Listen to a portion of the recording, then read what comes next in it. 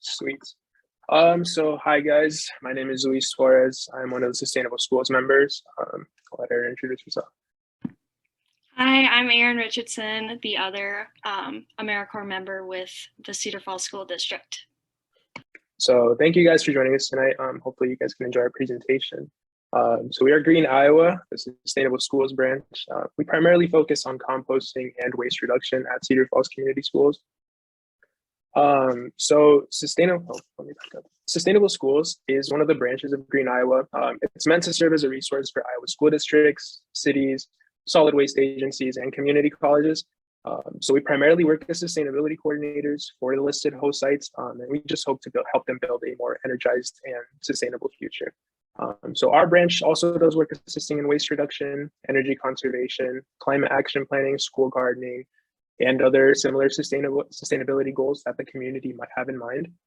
We also provide education and operational support for the facilities that we mentioned. So we aren't limited to one area, thankfully. One example is included on the pictures on the slide. That just shows one of the school gardens. We worked at Aldrich Elementary, and we've helped maintain them in the past. So the composting program is probably our biggest task this term that we're focusing on. The program specific to Cedar Falls Schools started in 2018 when Maya Malavarapu, an 8th grader at Holmes, wanted to explore ways to impact the local community. And she started this composting initiative at the junior high. So the initiative was received pretty well. And today, Cedar Falls Schools, alongside Green Iowa, is involved in trying to expand it across all the schools in the district. So apart from composting, however, our program also wants to identify, develop, and carry out any other student-centered sustainability goals that might come up during the school year. And then continuing on our composting program, as of today, only Holmes Junior High and Hanson Elementary are composting regularly. So Holmes has every grade involved in the process, while Hanson only has, or they have every grade except first and second grade involved. So the process at Holmes is pretty simple and straightforward. The students go up to the trash bins, they separate their food before throwing it away, and that's pretty much it. So the picture right there just shows how it's set up at Holmes. At Hanson, however, they have designated students that'll stand by the trash bins, and they monitor the process, hoping to make it a little easier for the other students. We also were supposed to start composting at Cedar Falls High School after Thanksgiving break, but after we were involved in a waste audit back in December, they decided to postpone it. And considering they're opening a new high school in 2024, this project might be on hold. And recently, another waste reduction initiative came up. It's plastic recycling at Aldrich Elementary. So the opportunity came up around a month ago. One of the 4th graders mentioned that she wanted a solution to so much plastic being thrown away at the school. But because it's such a small amount to be recycled currently, we're hoping to start recycling at a grade level. That way it can make it a little bit more easier and more convenient for Right Environmental to come and pick up the plastic. And then assuming the program starts off well, we've mentioned including other grades at the school as the school year progresses. And I'll pass it on to Erin. Yeah, so as Luis mentioned, in December, we got to do a waste audit in collaboration with the Iowa Waste Exchange. So shout out to Tammy Turner. I don't know if she's on here, but she helped us accomplish that at the Cedar Falls High School to see how the students were disposing of their trash and how much. So throughout 3 lunch periods in December, we were in the cafeteria and in the kitchen weighing and sorting out all of the garbage that they were throwing away. And we had different categories of bins that the students could throw their different items into after they were finished eating. So here's a few pictures you can see in the one on the left that we have different ones. We have like a trash one for napkins, one for milk cartons, and so on. Could you go to the next slide, Louise? Because of the amount of students that attend Cedar Falls High School, which is around 1,100 students, we expected to see huge numbers in all of these categories. But as we were planning this out, we realized that lots of students are able to completely leave the building for lunch, or they can take a sack lunch from the cafeteria and eat it somewhere else in the building. So we weren't able to get a a really accurate number of 1,100 students because so many of them are leaving or eating somewhere else that's not in the cafeteria. But we were able to get a count of the amount of lunches that were taken from the cafeteria every single day.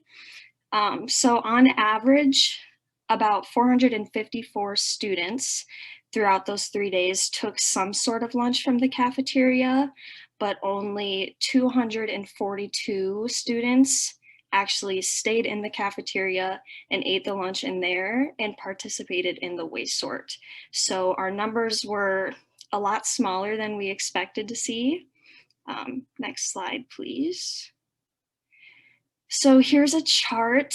You can see all of the different categories that we had put all of the waste into. And then to the right, like the 3 separate days that we were there, a daily average, and then a calculated annual total of what they were wasting in the cafeteria. So the largest category was our trash category, which was wrappers, plastic utensils, all unopened food, milk, and recyclables. So that was about 6,000 pounds there. And then the second largest category was the food prep from the kitchen. So that could be trash and food waste in that category, but that was 3,700 pounds. And then our food waste category, which was what we were most interested in, would have a yearly total of about 2,300 pounds because our daily average was about 13 pounds a day. So if composting was initiated at the Cedar Falls High School, over 10,000 pounds of food waste could potentially be diverted from the landfill. And it's interesting to compare this number to a waste audit that was done at Holmes Junior High with their amount of students and their food waste. They are expected to be diverting about 18,000 pounds of food waste at their school. And so this is just another chart showing the same data, the 3 largest categories of the trash, food prep, and then food waste. So we also wanted to mention some of the challenges of the composting program in case anybody, is interested in trying to start something like this up in a school or in any business really. Having implemented this waste reduction program is a huge win for the school district, so we don't want to diminish progress or those steps at all, but we have seen some challenges, and the first one we've kind of identified is manpower. The hope is that as students become more educated about the composting progress or the composting process, there won't need to be anybody supervising the compost bins to make sure that they aren't being contaminated with trash and plastic. But before that happens, somebody, whether it's a student, a staff member, or one of us, kind of needs to be there to check in on the compost bins pretty much daily to make sure that they aren't being contaminated. And so as you can imagine, in a school building, most of the staff is already juggling a million different tasks. So that makes buildings hesitant to take this project on. And then another challenge we've identified is kind of morale and willingness to get involved. It depends on the age group really, but from what we've noticed, elementary students seem to be a lot more excited about composting and recycling than like junior high students are. But we want to create a culture in the district where no matter what building you attend, you have access to compost your lunch waste. So eventually, if all 7 elementary schools in the Cedar Falls School District are composting, they'll be used to it and they'll be experts, and they can carry on with those practices as they continue on in school and in life. So overall, we're just learning how much time and effort it takes to make a program composting like this be successful and sustainable. And then the last thing I'm going to talk about, we have some future projects. As Green Iowa members with the school district, there are lots of projects that we continue to work on that aren't just our composting. We are working on updating a website that was created by previous members that we can post all of our actions and updates on that are happening in the district. We also just finished this garden activity guide. This cover is specific for Orchard Hill Elementary, but it can really be for any elementary school. It has different garden lessons and activities and how they align to the Iowa Corps standards to help promote student and staff use of their school garden.